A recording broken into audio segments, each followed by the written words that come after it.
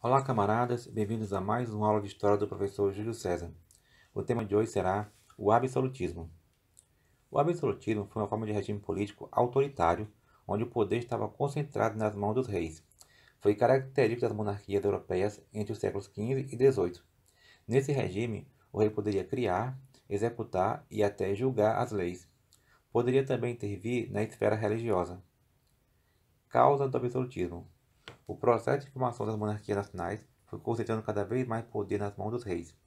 A burguesia comercial necessitava de um Estado forte para impor padrões de medidas, pesos, tributos e moedas para garantir seus lucros. A descoberta de novas terras e a formação de imensos impérios coloniais permitiram aos reinos europeus acumularem recursos suficientes para exercer domínio sobre a sociedade. As lutas religiosas que enfraqueceram o clero católico. O surgimento da imprensa permitiu uma comunicação mais efetiva entre o rei e os seus súditos. O enfraquecimento da nobreza feudal. Teóricos que defenderam o absolutismo. Nicolau Maquiavel, filósofo italiano considerado pai do pensamento político moderno, que procurou estudar a política como ela é realmente e não como deveria ser, ou seja, ele separou política da ética. Muitos utilizam a frase "os fins justificam os meios" para explicar o pensamento político de Maquiavel. Na sua obra, O Príncipe, ele defende ser mais vantajoso ao rei ser temido do que ser amado, a superioridade do interesse do Estado sobre o indivíduo e o uso de artimanhas e violência, pois, segundo ele, a força é justa quando necessário. Se o príncipe precisar fazer o bem, deve fazê-lo aos poucos, mas se precisar fazer o mal, deve fazê-lo de uma vez. As pessoas não veem o que somos, mas o que aparentamos. Por isso, é mais importante o príncipe parecer bom do que ser bom. Maquiavel rompeu com o histórico da época que escreviam sobre sociedades e governos ideais. Para ele, isso era inútil. O importante seria analisar os fatos como eles são de verdade. Talvez por isso foi tão pragmático. De seu nome originou-se o termo maquiavélico, para indicar pessoas que fazem planos sem princípios. Thomas Hobbes, filósofo inglês, autor da obra Leviatã, na qual afirma que os homens, em seu estado natural, obedeciam apenas aos seus interesses. Dessa forma, viviam em luta entre si para garantir itens básicos para a sobrevivência, como a propriedade e a produção de alimentos. Era uma situação de todos contra todos. Nessa fase, o homem era lobo do homem, pois, segundo Thomas Hobbes, o homem é mau por natureza. Para evitar a autodestruição, os homens concordaram em fazer um contrato, cedendo o poder para um governante ou assembleia de governantes. Dessa forma surgiu o Estado, cuja responsabilidade era garantir o controle da sociedade de modo a promover a paz e a segurança de todos. Jacques Bossuet, bispo francês defensor da teoria do direito divino dos reis. Segundo ele, todo poder emana de Deus e o rei é seu representante na terra. O maior crime que um súdito poderia cometer era o de trair a confiança do rei. Lesa majestade.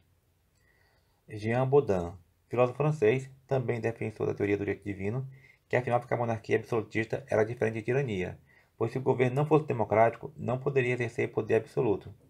Para ele, o rei deveria preservar as leis naturais e divinas e nunca transgredi-las. A democracia seria exercida pelas classes dominantes. Absolutismo na França. Após a Guerra dos 100 Anos, consolidou-se o Estado Nacional francês sob o comando da dinastia Valois, que governou o país até 1509, quando chegou ao poder uma nova dinastia, os Bourbons. No século XVI, a França foi palco de sangrentos conflitos religiosos. A burguesia aproximava-se de protestantes conhecidos como huguenotes, e a nobreza defendia a Igreja Católica.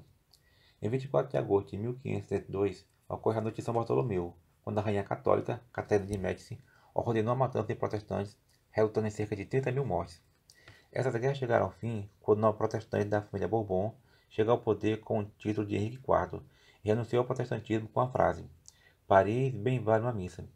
No seu governo, ele assinou Edito de Nantes, concedendo liberdade religiosa aos protestantes e pacificando internamente a França. No governo do seu sucessor, Luís XIII, o poder foi entregue ao cardeal Richelieu, que procurou tornar a França uma potência e para isso enviou o país em guerra contra a dinastia católica dos Habsburgos, que controlava a Espanha e a Áustria. Esses conflitos levaram à Guerra dos 30 Anos, envolvendo diversos países protestantes contra países católicos. A França saiu vitoriosa e fortaleceu seu regime absolutista. O reinado de Luís XIV marcou o apogeu do absolutismo na França. Fazendo uso da teoria do direito divino dos reis, ele usou a frase "O Estado sou eu" para demonstrar o intenso poder concentrado em suas mãos. Em seu governo, o ministro Colbert adotou o mercantilismo como modelo econômico, favorecendo a navegação marítima, a exploração colonial e a produção de manufaturas. O mercantilismo, ou capitalismo comercial, foi o modelo econômico que caracterizou uma fase do capitalismo onde houve uma acumulação primitiva de capitais das mãos da burguesia. Esse modelo se estendeu durante os séculos XV a XVIII, coincidindo com a política absolutista e foi a sua base estrutural de apoio econômico.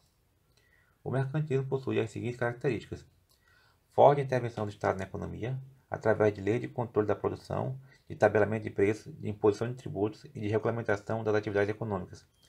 Acúmulo de metais preciosos, principalmente ouro e prata. Balança comercial favorável. As exportações, venda de mercadorias para outros países, devem ser superiores às importações, compra de mercadoria de outros países. Pacto colonial. As colônias só poderiam fazer comércio com a metrópole. Isso também é chamado de monopólio ou exclusivo colonial metropolitano.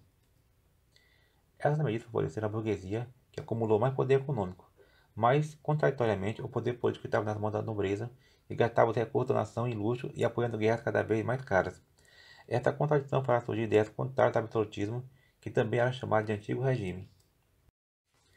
Essas ideias, ao longo do século XVIII, serão lembradas como iluminismo e contribuirão para a Grande Revolução Francesa, liderada pela burguesia no final do século XVIII. Absolutismo na Inglaterra. O Estado Nacional Inglês emergiu forte após a Guerra dos 100 Anos e a Guerra das Duas Rosas.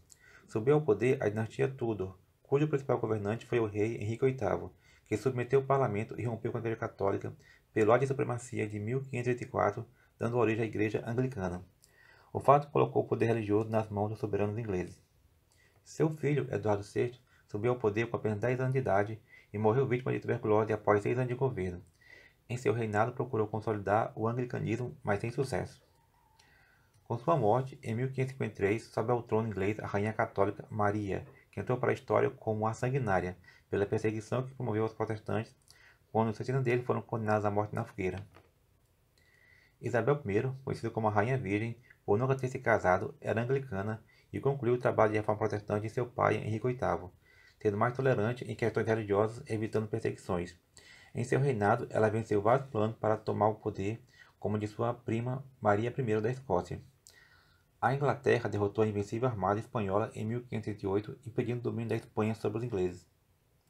Após sua morte, o trono foi ocupado pelo herdeiro mais próximo, Jaime VI da Escócia, que assume com o título de Jaime I da Inglaterra.